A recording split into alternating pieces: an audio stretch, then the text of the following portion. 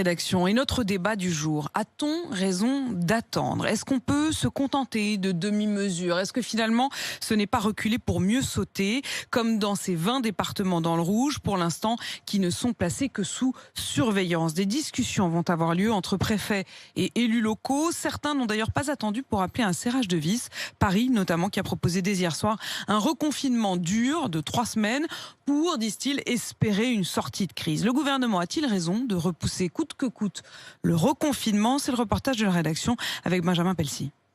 Et la réponse est oui pour Nathalie. Elle soutient totalement le gouvernement dans sa volonté d'éviter un reconfinement. Si on peut faire le maximum pour éviter ça, c'est vraiment important, quoi. C'est terrible si ça recommence, quoi. Pour les gamins, c'est une catastrophe.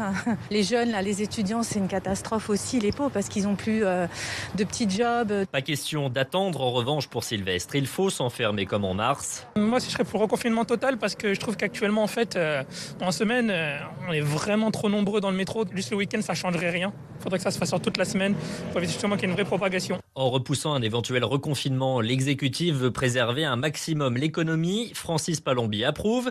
Sous cloche, le président de la Confédération des commerçants de France estime qu'il faut le faire le plus tard possible. Chaque week-end gagné, c'est quand même du chiffre d'affaires. Alors, du chiffre d'affaires qui est atténué.